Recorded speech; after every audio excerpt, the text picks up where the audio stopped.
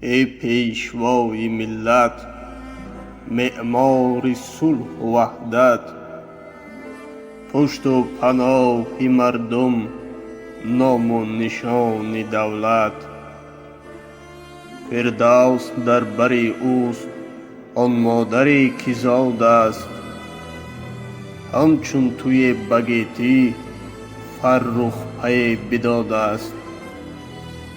هر جا قدم گذاری شادی دل فزایی، غم از ضمیر مردم با نور خود زدایی.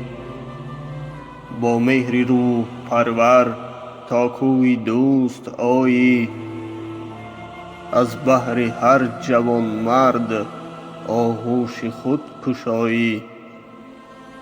خواهم تو را ببینم چون شاه آریانی، زیرا به زور پنجه هم وزن کاویانی.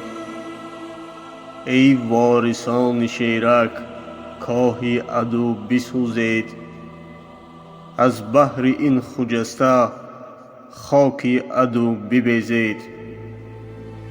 آزاده زادگانیم، زر تاج بر سر ماست، از ابتدای عالم دادار در بر ماست.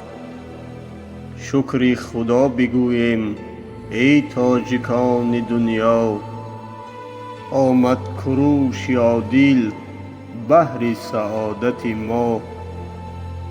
از جان و دل بگوییم ای رهنمای ملت، از تو گشاده بال است مرغ همای دولت.